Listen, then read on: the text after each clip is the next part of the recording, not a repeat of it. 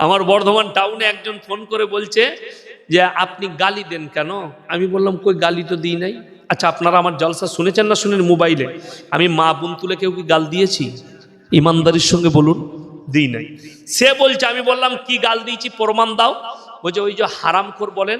আমি বললাম যে সুদ খায় তাকে কি বলবো ভাই, তুমি শিখিয়ে দাও। কি বলবো তুমি বলো।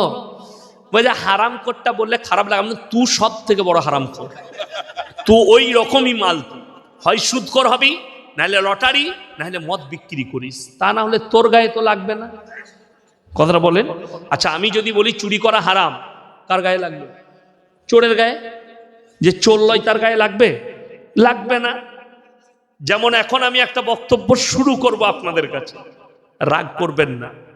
আল্লাহর কসম করে বলছি, হকের জিত আছে, না হকের জিত নেই। আজকে মুসলমান জাতি শেষ হয়েছে,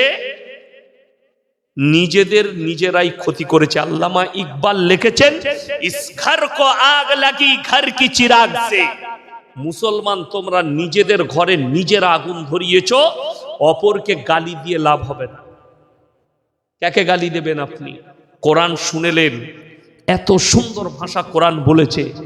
পৃথিবীর কোন মানুষ, কি বললাম, মানুষ বললাম না মুসলমান বললাম?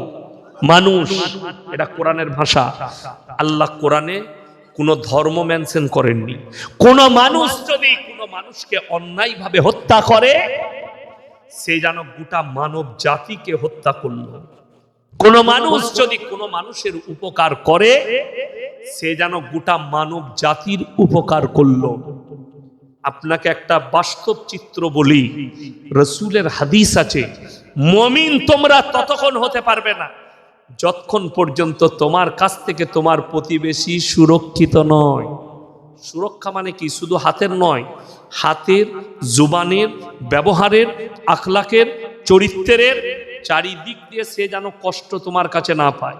আজকে আপনাকে আমি বহরমপুর কোর্টে, মানে মুর্শিদাবাদের 1000টা কেস দেখাবো, ড্রেন নিয়ে, জায়গা নিয়ে। হয়ে আছে না নাই? পাশাপাশি দু ভাই বাড়ি করছে, ও 1 ফুট ছেড়ে করেছে, ই বলছে আমি 2 ফুট ছাড়বো না, আমি 8 ফুট ছাড়বো, 9 ইঞ্চি। বলছে মধ্যে দিয়ে একটা ড্রেন যাবে, বড় ভাই বলছে যেতে দেবো না, ছোট ভাই বলছে দেবো। তাহলে কি করবি? মারামারি, কোর্টে মামলা। সে মামলা এখনো চলছে। আচ্ছা বলুন তো, মরে যাওয়ার পরে ওই জায়গাটা ও সাথে করে নিয়ে যাবে তো কবরে? হাই আল্লাহ!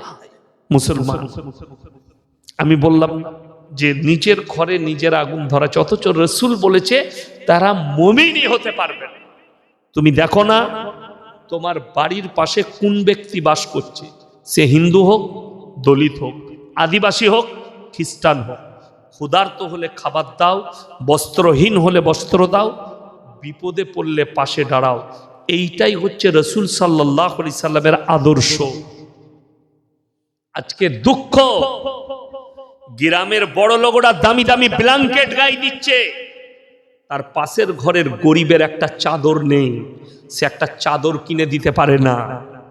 কিন্তু কি বলছে জানেন? আমি বেলডাঙ্গায় মাদ্রাসায় গিয়ে 50,000 দিয়ে এলাম, তুই ঝাঁটা জুতো খাবি কবরে, লেখে লাও। এই মাদ্রাসার আদায় হচ্ছে। আপনি ইয়াসিন সাহেবকে ভালোবাসেন, আমার হাতে 10,000 টাকা দিলেন, অথচ আপনি খোঁজ রাখেন না আপনার পাশের গরিব আব্দুর রহমান খেতে পাই না। আমি বলে যাচ্ছি আল্লাহর কসম, দান কবুল হবে না। এটা কোরআন। ওয়া আতিদাল কুরবা, কাছের গরিবকে আগে দেখো। নবীজি সাল্লাল্লাহু আলাইহি সাল্লামের হাদিস, তোমরা তোমাদের বাড়ির দেওয়ালটা এত উঁচু করো না তোমার পাশের গরিবের গরিবিটা না দেখতে পাও। আজকে আপনি ভেবে দেখুন, গরিবিটা তো দূরের কথা, এই যে হক, রাসূলের হাদিস শুনেলেন, কিয়ামত তোমরা বুঝতে পারবে কখন?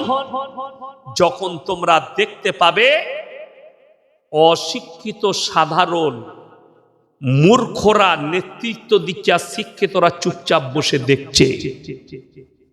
আজকে পশ্চিম বাংলায় বেশিরভাগ, আপনাদের জলসা বলে বলি নাই, পশ্চিম বাংলায় 100টা জলসার মধ্যে 90টা জলসা কমিটি বেনামাজি নামাজি পড়ে না। ঠিক বললাম না ভুল বললাম? যদি কোনো বাপের বেটা টক্কর নেয়, সে আমার সঙ্গে যে কোনো জলসায় অ্যাটেন্ড করবে, সব কমিটি ব্যাচওয়ালাগুলোকে দাঁড় করাবো, গ্রামের লোক দেখে বলে দিবে এটা 5 ওয়াক্তের। আর আমারটা যদি মিথ্যা হয় আমি উইথড্র করে নেবো, ক্ষমা চেয়ে নেবো। আর আমি বাস্তব বলছি, এটা নেতৃত্ব দিচ্ছে কে? অশিক্ষিত সাধারণ।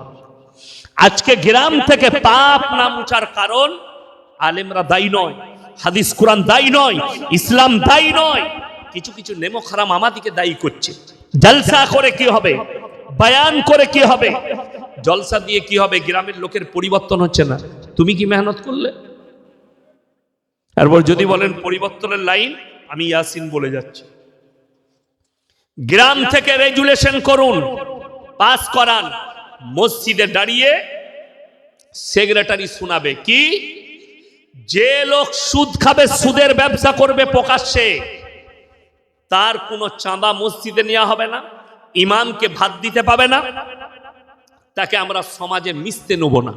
আমি বলছি কাল কি সুদ ছাড়বে? রাজ্যটার নাম হচ্ছে মধ্যপ্রদেশ, শহরটার নাম ইন্দোর। আমি 2 বার জলসা করেছি ইন্দোরে, বাঙালিদের জলসা। 10-12 হাজার শ্রোতা হয়, দারুণ খাবার খাওয়াই। আমি 2 বার জলসা করেছি। যাই হোক, ওই মধ্যপ্রদেশের সমস্ত আলেমরা, দেওবন্দি, আহলে হাদিস, বেরেলি, যত তবকার মৌলবি আছে, এক কাছে বসে তারা মিটিং করে ফয়সালা করেছে, কোন মুসলমান বেটার বিয়েতে যদি পণ নেই, বেটার বিয়েতে যৌতুক নেই, বেটার বিয়েতে বিটির বিয়েতে গান বাজনা করে, অশ্লীল কাজ করে, সেই নিকাহ কোন মৌলবি পড়াবেন। গোটা মধ্যপ্রদেশে যৌতুক বন্ধ হয়েছে, গান বাজনা বন্ধ হয়েছে, আলেমদের আদেশে চলছে সুন্নত তরিকায়। অবাক হবেন, আমি আজ থেকে 5-6 বছর আগে ধানবাদ জেলা, বিহারে, থানাটার নাম চন্দনকিয়ারি, জলসা করতে গিয়েছিলাম। গ্রামটার নাম নডিহা। 1000-এর বেশি আলেম হাফেজ আছে। আমি আসরের সময় ঢুকে গেছি, অনেক রাস্তা, তাড়াতাড়ি বেরিয়েছিলাম সকাল 10টায়, আসরের সময় ঢুকেছি। সেখানে আমার একটা বন্ধু আছেন খাস, মুফতি মনজার আলম কাসমি, ভালো মুফতি। তো আমি ওই আসর থেকে রাত 2টো পর্যন্ত ছিলাম সেই গ্রামে। তারপরে আমি আসার সময় মুফতি সাহেবকে বললাম, ভাই মেরে কো ইতনা আচ্ছা লাগা। কি হয়েছে? কি হয়েছে বলতো? কিছু হয়েছে? আমার বাপের ডায়লগ শোনা নাই, বিয়ে দিয়ে দেবো, কেঁদে মরে যাবে।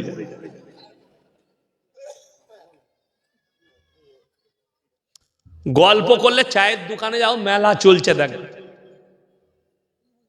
এইখানে কথাবার্তা বলো না। এমন ছিলা ছিলবো, জীবন আমাকে দাওয়াত দিবি না। হ্যাঁ, আমি খুব নরম লোক, গোলমাল করলে কিন্তু ছাড়বো না। তো সেই গ্রামে আমি তাকে জিজ্ঞেস করলাম, বিশ্বাস করুন রাত 2টো পর্যন্ত রাস্তায় প্যান্ডেলে একটা 10 বছরের বাচ্চা মেয়েকেও আমি দেখতে পাই, গোটা গ্রামে রাস্তায়। तो আমি জিজ্ঞেস করলাম, भाई आपका गांव का महल इतना अच्छा क्यों है? कोई औरत नहीं दिखी, यहां तक के एक बच्ची भी नहीं दिखी। তিনি কি বললেন জানেন? আমাদের গ্রামের নেতৃত্ব যারা দেয় তারা হচ্ছে উলামায়ে দ্বীন, ইমাম, আলেমরা। পরিবেশ তারা তৈরি করে। বিশ্বাস করুন, গ্রামের পরিবেশ তৈরি করতে চাইলে ইমামকে নেতা হিসাবে সিলেক্ট করুন, আলেমদিকে নেতা হিসাবে সিলেক্ট করুন, গ্রামের পরিবেশ তৈরি হবে। আর যদি গাঁজাখোর মাতালকে নেতা ভাবেন, তো জিনা করার, গাঁজা করার মাতাল আর গুটকাখোর ছাড়া কিছু তৈরি হবে। আমি বললি খারাপ মৌলবি, আমাকে দাওয়াত দিবেন, আলহামদুলিল্লাহ। দাওয়াতের ভুকা ইয়াসিন নয়, আমি বাস্তব সত্য যেটা সেটা বলছি। আপনি বলুন তো, মসজিদে ইমাম রাখলে ইন্টারভিউ লিয়া হয় না? হয় না? কথা বলে না? এলাকার আলেম দিকে ডাকে না, যে দেখুন তো একটা ইমাম এসছে, এটা চলবে কিনা, বা তাকে জিজ্ঞেস করে কোথায় পড়াশোনা করেছেন, ডিগ্রি কি আছে, বাড়ি কোথায়, 5 বার যাচাই করে। একটা ইমামের এত ইন্টারভিউ হয়, অথচ মসজিদ কমিটি তৈরি করলে সুদ খেয়ে বড় লোক হোক, লোকের মেরে নিয়ে হোক, চুরি করে হোক, পয়সা থাকলেই সে কমিটি। রাগ করে না, বাস্তব বলছি।